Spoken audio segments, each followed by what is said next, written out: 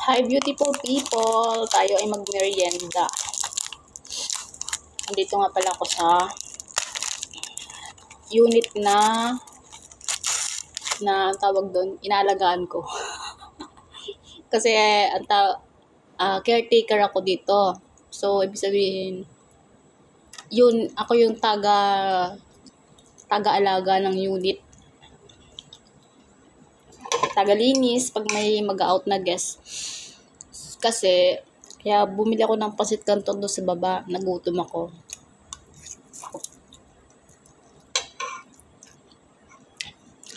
Kumain naman ako kayo na sa bahay, bandang alas 8. Anong oras na ngayon? Alas 2 na, kaya gutom na.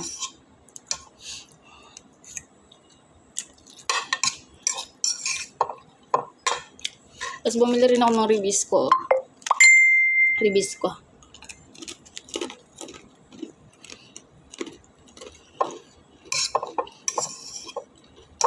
Sama ang pakiramdam ko. Uso ang sipon ngayon guys, kaya mag-ingat-ingat po kayo. Mahirap pong magkasakit.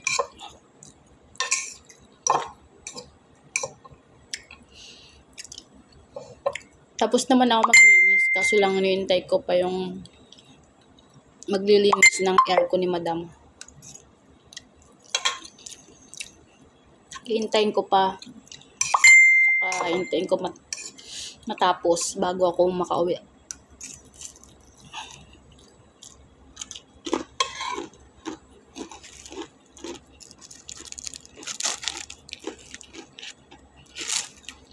Kakaibang trip ko. Ribis ko na pinartiran ng pancit canton. Gutom na kasi ako. Tapos masama pa pakiramdam ko, kaya ganito. Inabot ako ng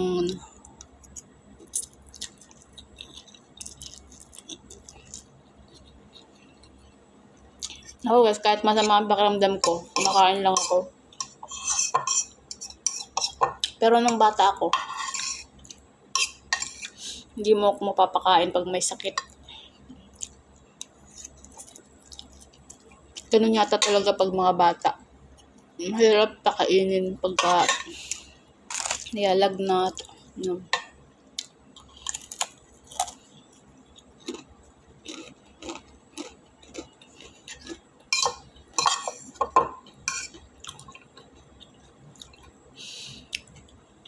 Buti na lang dito sa baba ng sa basement 1, mayroong doon parang mini mart, bilihan ng mga pagkain.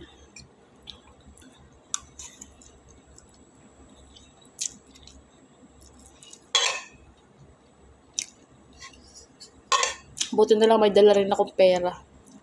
Minsan kasi talaga, pag umalis ako ng bahay, pamasahe lang talaga yung dala ko. Hindi talaga ako nagdadala ng extrang pera.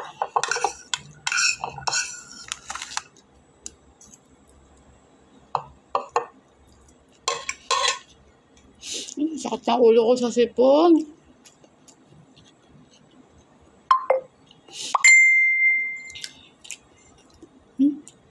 Nag-chat si madam.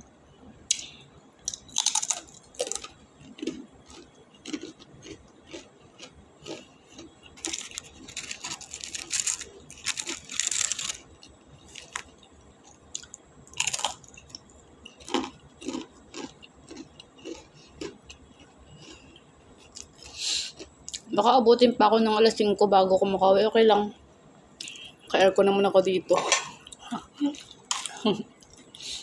Malamig.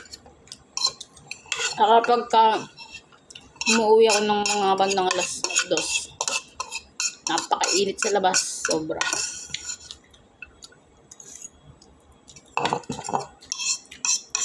Okay lang din yung alas 5. Para medyo hindi na masyadong mainit.